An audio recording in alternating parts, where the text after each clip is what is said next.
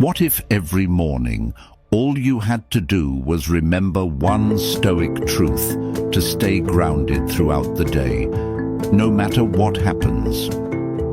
Modern life waits for no one. The relentless speed of social media, the endless stream of notifications, the weight of work pressure, all of it pulls our minds into a constant storm of invisible noise. Our brains become noisy, not from a lack of information, but from an overload of trivial, unnecessary clutter. In the midst of that chaos, Stoic philosophy emerges like an ancient compass, simple, silent, yet eerily precise. No hype, no mysticism. Stoicism teaches us how to train the mind to be as solid as stone in the middle of a storm. It shows us how to turn adversity into fuel for growth, so we rise instead of fall. You don't need to read an entire library to begin. Just one truth a day, one short line, but deep enough to shift how you respond to the world. Today's video will share 10 foundational Stoic truths, each paired with a real-life example, so you can load them into your mind every morning, like a daily practice for inner peace. Before we start, make sure to watch until the end and don't skip a single truth, because just one sentence might change how you live an entire day. If you're ready, drop a comment. I'm ready to begin this journey. Number 1, focus on what you control. There's a simple yet powerful truth. Most human suffering doesn't come from circumstances themselves, but from our expectations of those circumstances. We want everything to go our way. We want others to be kind. We want timely replies to our emails. We want sunshine on important days. And when reality doesn't meet those expectations, we become angry, disappointed, and drained. But reality isn't betraying us. Our expectations have simply crossed the line of what we can control. Epictetus, one of the pillars of Stoic philosophy, once said, "Make the best use of what is in your power and take the rest as it happens." This isn't resignation, it's a clear-headed reminder. Your mental energy is valuable. Don't waste it on what you can't change. Let's take a simple but common example. You send out a job application and wait. Each passing day brings new anxiety. Have they read it yet? Should I follow up? Maybe I'm just not good enough? These questions do nothing but chip away at your confidence. But pause for a second and ask yourself, what in this situation is actually in my hands?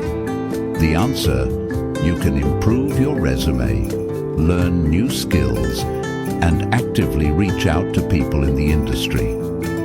In other words, you can act instead of just waiting. Stoicism doesn't teach indifference. It teaches discernment. In a world that feels urgent and competitive, this philosophy is like a deep breath. This is where my boundary lies. Beyond that, I am not responsible.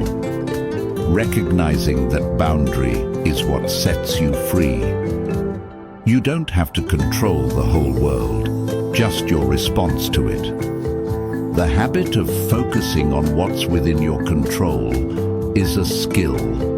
You can train it like a muscle. Every time a situation causes you stress, pause for 5 seconds and ask, is this something I can choose or change?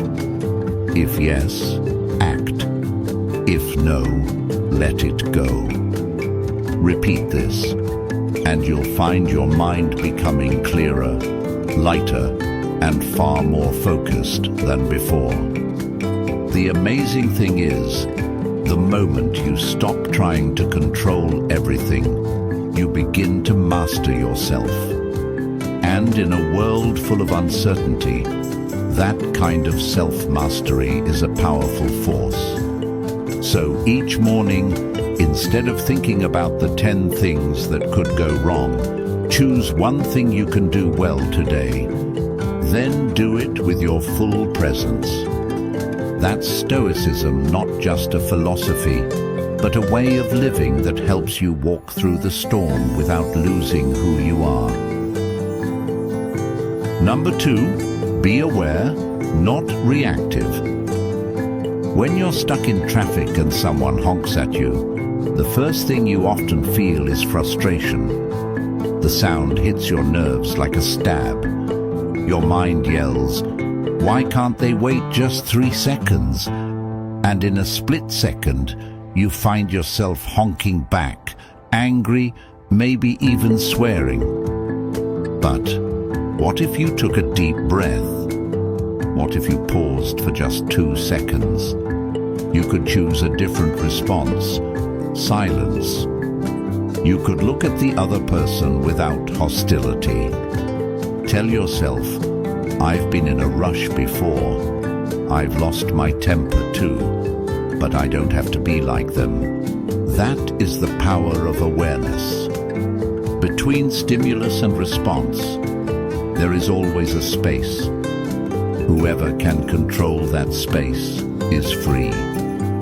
When we get swept away by unconscious reactions, anger, jealousy, worry, the urge to compete, we give away our control to the outside world. But when we pause to choose, we reclaim our inner power.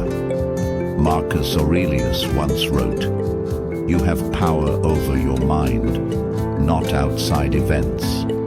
Realize this, and you will find strength. You can't control the world, but you absolutely can control how you respond to it.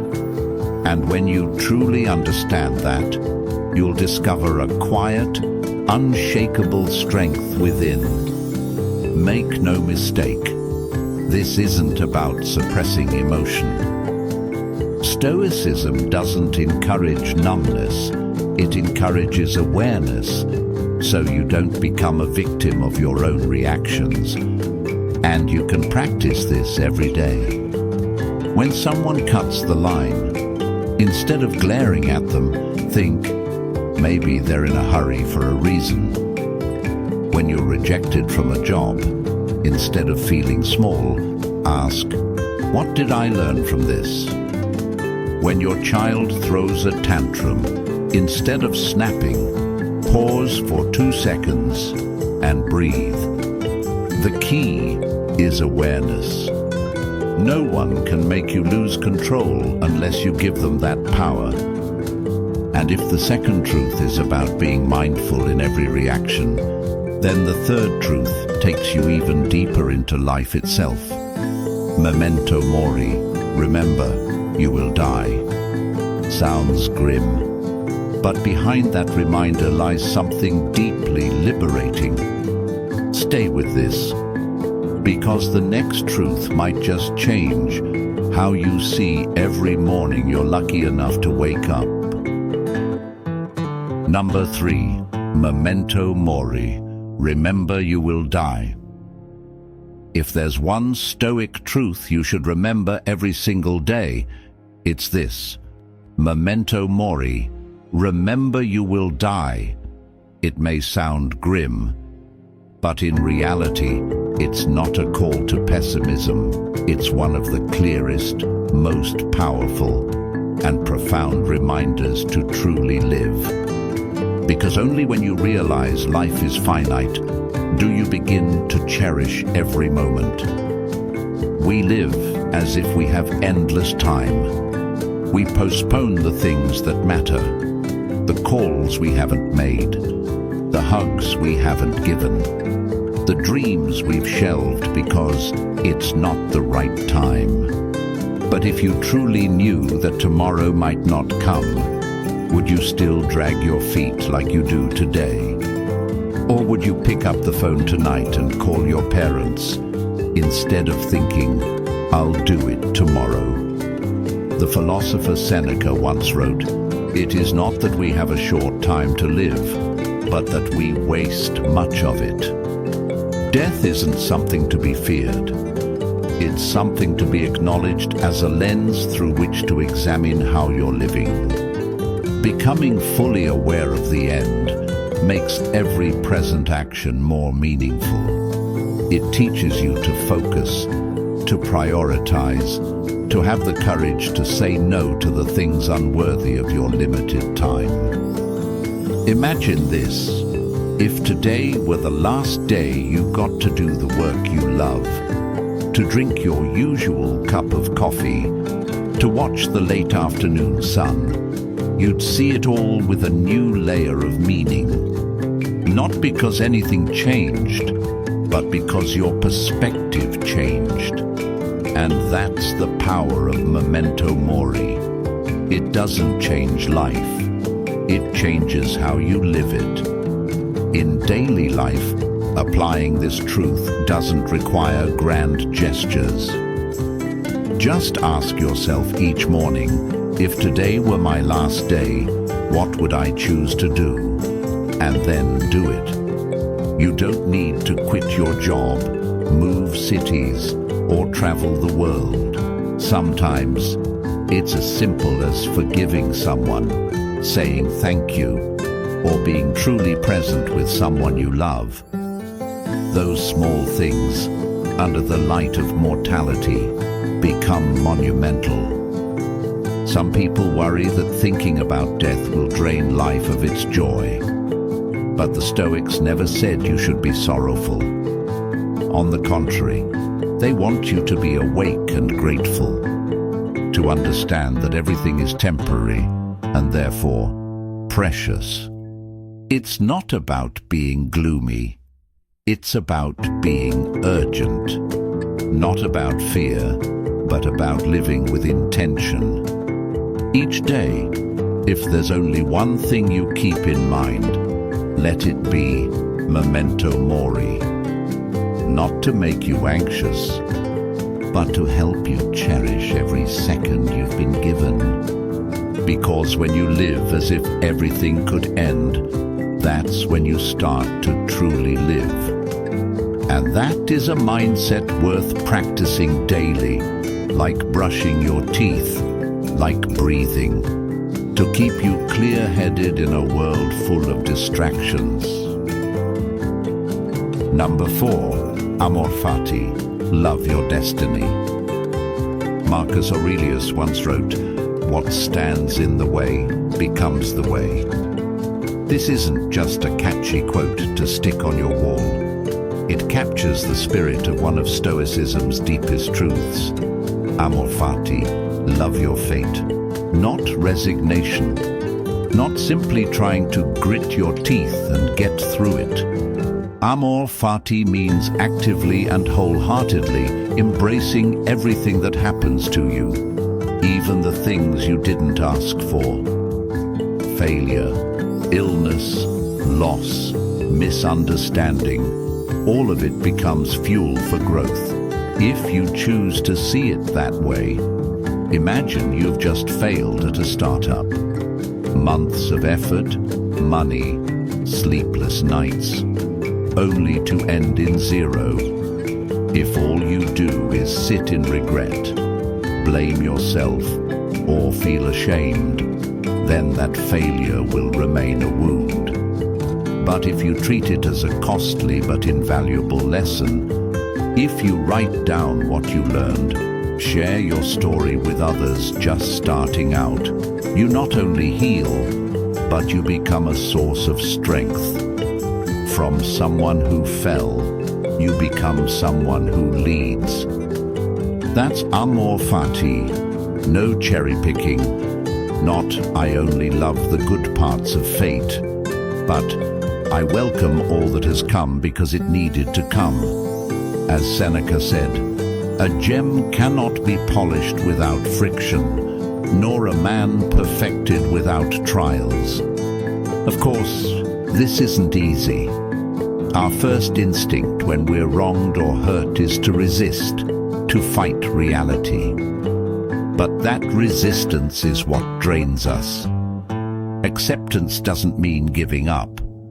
It means choosing a response that doesn't add more pain. Amor fati isn't pessimism or passivity. On the contrary, it's the highest form of agency. You don't choose your circumstances, but you absolutely choose how to interpret them and turn them into fuel, into power. And this acceptance is what truly frees you from fear of the future. Because once you can say, no matter what happens, I will find a way to love it, to learn from it, then nothing can break you completely. You're no longer running from life. You walk straight into it, with eyes wide open and a steady heart. Amor fati is a habit. One you build daily. No one masters it overnight. But each time, you can start by asking, what am I resisting right now? Then remind yourself, this might be a necessary part of my journey. It's not that fate is against you. It's that you haven't yet learned how to walk alongside it. If you want to live with a more open heart and a more resilient mind, start today. Comment below. Practicing Amor fati if you're ready.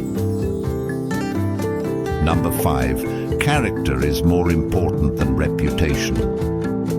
There is a quiet kind of power unassuming, without the need for spotlights that endures over time. That power is character. In an age where every action can be turned into content, every step easily becomes part of one's personal image. At first glance, this might sound like just another moral reminder. But if you sit in stillness and reflect, you'll realize it speaks to a silent conflict most of us wrestle with daily. Part of you wants to live with kindness, integrity, and sincerity. But another part whispers, will anyone notice? Will they appreciate it? How do you feel when a colleague is praised for work you did? When you quietly fix someone else's mistake without anyone knowing, do you feel a twinge of regret? Moments like these reveal something profound. We're often driven to look good rather than truly be good. Stoic philosophy doesn't blame you for that. It doesn't demand sainthood, but it always guides us back to what's real, to the roots of who we are. Reputation is what others construct about you. Character is what you build, day by day, when no one is clapping. A Stoic chooses to do what's right, even when no one's watching, like keeping a promise to yourself, helping a teammate through an error without mentioning it, or simply refusing to speak ill of someone who's not there. Try living one day without posting anything online. Don't tell anyone what you accomplished. Don't seek validation. Just live in alignment with the values you believe in. That is mental training, a quiet kind of strength building that lasts. Because character doesn't need to be shown off to have worth. It's the foundation, the thing that keeps you grounded when the lights go out. And then, something strange happens. The more aligned you are, the less you feel the need to prove anything. You don't have to say, I'm a good person, because you know it. That kind of confidence doesn't come from achievements, but from consistency in action. That is the highest form of freedom Stoicism aims for. Freedom from the expectations of others. Once again, thank you for making it this far with us. If you're still here, you're not just watching a video, You're actively training your inner world, and that deserves respect. Don't stop here. Keep going, because Stoic truth number 6 will reveal the deepest principle of Stoic philosophy. Once you grasp it, you'll stop struggling and start living in greater harmony with yourself and the world. If this video helped you, don't forget to hit like, subscribe, and turn on the bell so you'll be reminded of a Stoic truth every day. Let's continue right now. Number 6, live in harmony with nature.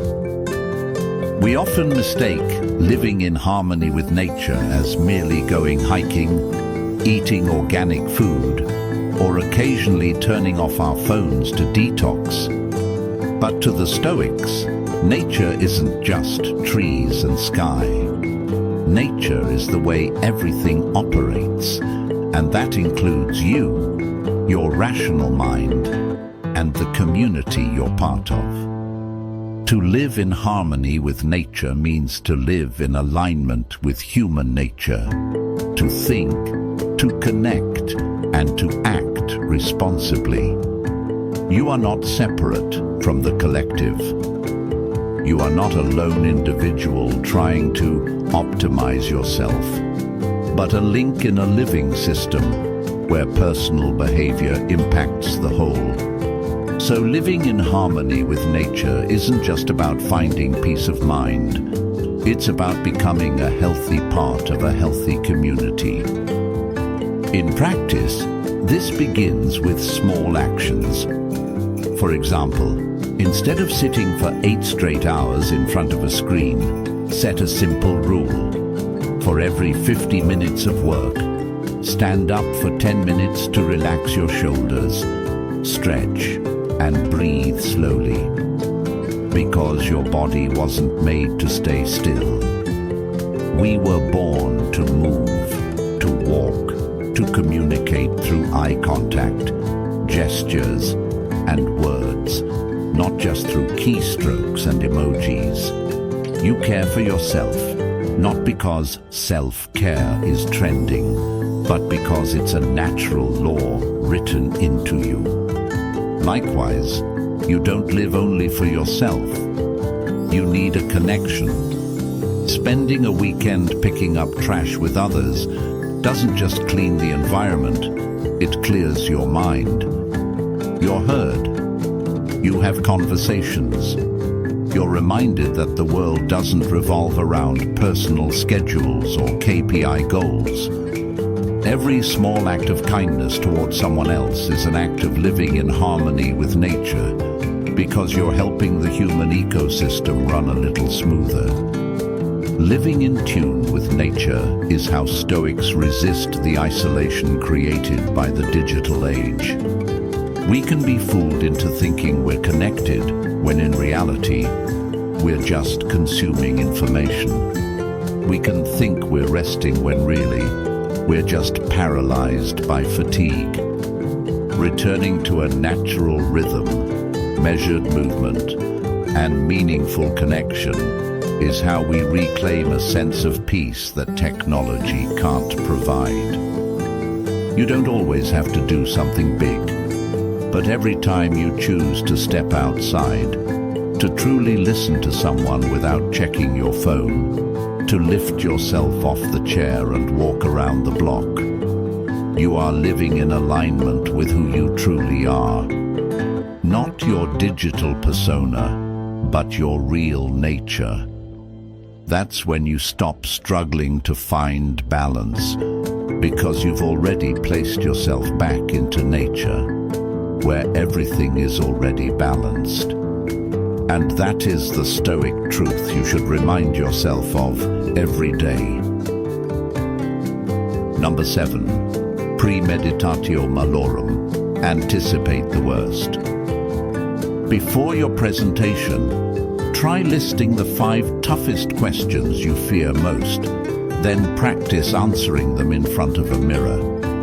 You're shaking, your tongue is tied, your words stumble. That's okay. Do it again. and again, until the moment you step on stage, and if someone throws one of those hard-hitting questions at you, you'll smile, because you saw it coming, and you prepared for it. In that moment, you're not just reacting, you're in control. That's the essence of premeditatio malorum, imagining the worst that could happen. It may sound pessimistic, but in truth, it's one of the most powerful tools in the Stoics' arsenal. Marcus Aurelius once wrote, "Begin each day by telling yourself, 'Today I shall be meeting with interference, ingratitude, insolence, disloyalty, ill will, and selfishness, all of them due to the offender's ignorance of what is good or evil.'" It's not about fear, it's about readiness. If you walk into life assuming everything will go smoothly, the first disruption will shake you to your core. But if you've already envisioned the worst, you won't collapse. You've braced for impact. The power of premeditatio malorum lies in proactivity. When you dare to look directly at the possibility of failure, rejection, betrayal, you don't grow weaker. You disarm the emotional weight of those outcomes. They're no longer looming shadows crashing in. They're uninvited guests you've already set a seat for. And because of that, you greet them with composure. Applying this isn't complicated. Before sending your CV, ask, if they don't call, what will I do next? Before confessing your feelings, ask, if they don't feel the same, will I still respect them? Before starting a project, imagine, if this fails completely, what will I have learned? These questions don't weaken you, they sharpen your clarity, and the more you practice, the less surprised you'll be, because surprise is one of the greatest causes of panic. Stoics don't try to control everything, they focus on controlling their response. And by imagining failure ahead of time, you turn a blow into a tap. No one avoids risk, but you can prepare your mindset, so when it hits, you stay grounded. Premeditatio malorum doesn't make you negative, it makes you clear-eyed.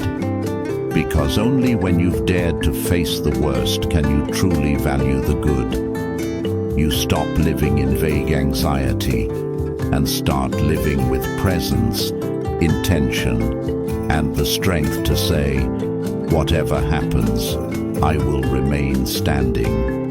If you've ever applied this principle in your life, or you're thinking of a moment where it might help, drop a comment below. I'm ready for any outcome. Let today's small actions strengthen you for the long road ahead. Number 8. See things as they are. What's your first reaction when something happens? Frustration, worry, discouragement? Or do you see the situation for what it truly is, nothing more, nothing less, and calmly move forward? The Stoic philosophy reminds us of something that seems simple, yet is foundational to mental resilience. See things as they are. No distortion, no snap judgments, no emotional labels slapped onto neutral events. Take the simplest example. It rains. Most people immediately call it bad luck, inconvenient, a mood killer.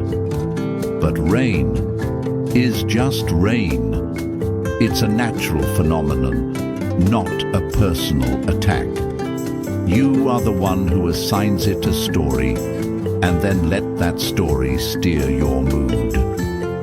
A stoic-minded person sees the rain, pulls out a raincoat, and keeps going. No complaints, no anger, just adaptation. Marcus Aurelius once wrote, "If you are distressed by anything external, the pain is not due to the thing itself, but to your estimate of it, and this you have the power to revoke at any moment." That sentence holds transformative power. Instead of being pulled around by emotion, you can step back and ask, what is this, really? When someone criticizes you, it's just sound coming from their mouth, not an absolute truth. When you're stuck in traffic, it's just a traffic jam, not a personal attack. Realizing that events have no meaning until we assign them one is the first step to staying grounded. Seeing things as they are doesn't mean being indifferent. On the contrary, it's the deepest form of awareness. You don't suppress your feelings, but you don't let them hijack your behavior either. You understand that anger, anxiety, or frustration don't help solve the problem, and so you choose a more effective stance. Accept reality and respond wisely. In today's chaotic world, where everything is dramatized, where noise is constant and emotions run high, keeping a clear and honest view of reality is a brave form of resistance. It's how you avoid getting swept up in collective panic and stay calm in the storm. Not manipulated, not easily rattled. And it's from that calm that smart responses, right decisions, and sustained energy emerge for what truly matters. Whatever happens, happens. What matters is how you choose to see it, and that choice shapes your life, one day at a time. So the next time a minor setback strikes, a delayed email, someone cutting in line, a rude comment, pause for just a second and ask, what is this, really? At that moment of pause, when you see things clearly, you're also giving yourself the greatest gift Stoicism offers: inner freedom.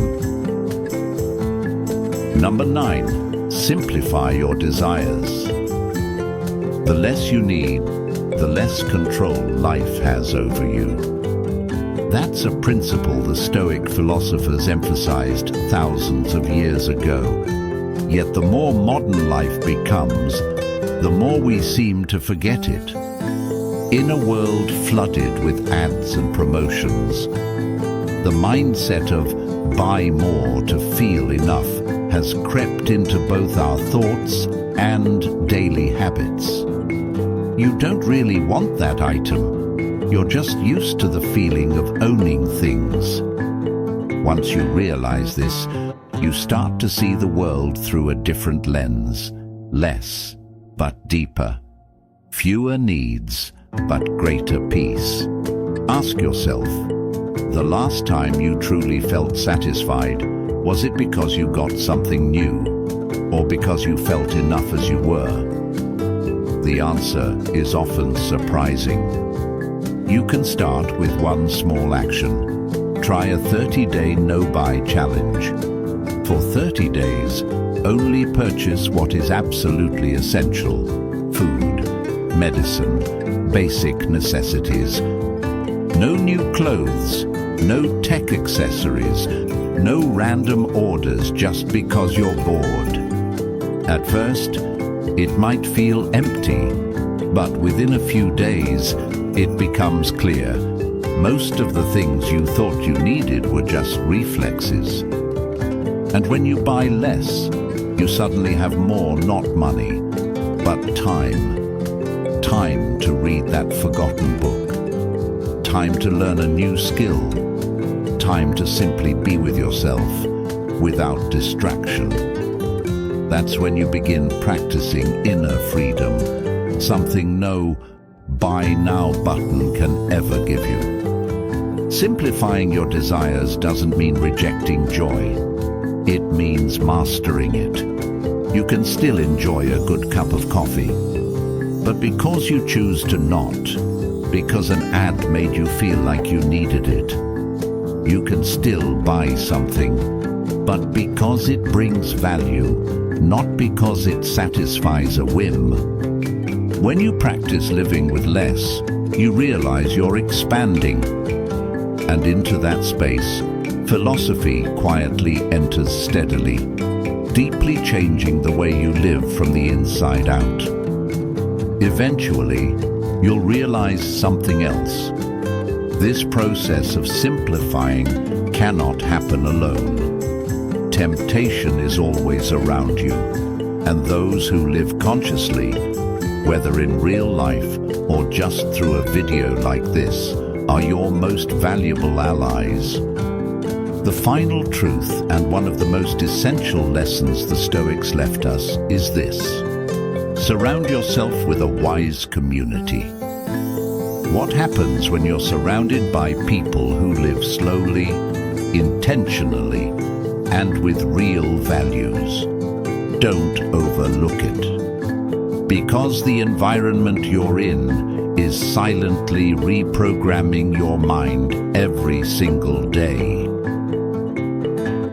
Number 10. Walk with the wise community. One of the lesser mentioned but quietly powerful truths that shape our entire inner life is this: the environment you live in is the mind you will have.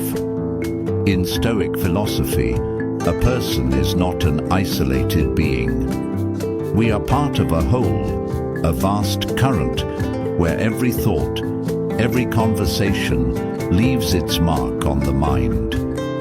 And this leads to a truth we cannot ignore. The closer you are to people with inner strength, the easier it becomes to grow strong yourself. No one can stay resilient alone forever. While the Stoics praised self-mastery, they never encouraged isolation. If you want to keep a clear mind in a chaotic world, take charge of who walks beside you each day. One simple but powerful practice is to create a habit of sharing, perhaps sending a daily Stoic quote to a group of friends every morning. Just one short line, like, "You cannot control events, but you can always control your attitude." Then, spend 2 minutes discussing it. No need for depth, just sincerity. These brief, repeated exchanges will become the foundation of a mentally strong community. Because in truth, thinking doesn't grow in silence. It needs friction. It needs gentle challenge. It needs questions sparked by others.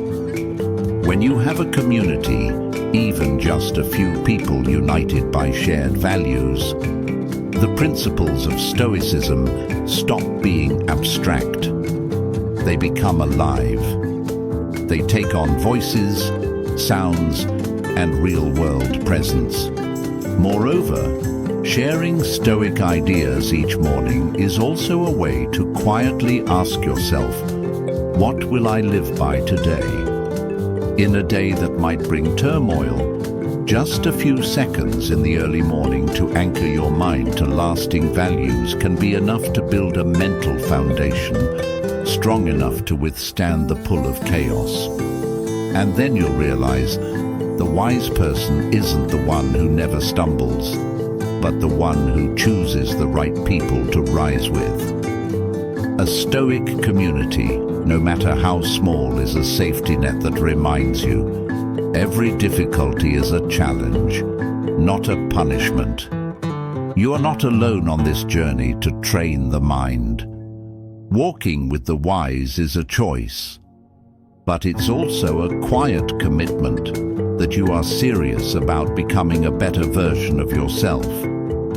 And like all things in Stoic philosophy, greatness begins with small, steady acts like a morning message, a simple question, a long enough moment of listening. The 10 truths you just heard aren't dogmas.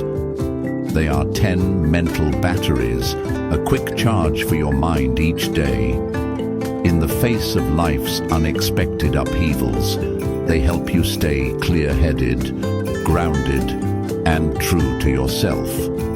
You don't need to overhaul your entire life overnight. Just start with one thing, one truth, and repeat it daily, the same way you brush your teeth or drink water. Over time, you'll notice your reactions begin to change. Less anger, less anxiety, and more strength in the face of adversity. So, what about you? Which truth will you apply today? Drop the number in the comments and share why it resonates with you. The moment you write it down, you're beginning the process of repetition that Marcus Aurelius spoke of. Your mind will take the shape of what you frequently hold in thought, for the human spirit is colored by such impressions. If you found this video helpful, don't forget to hit like, share, and subscribe so you won't miss new content each week.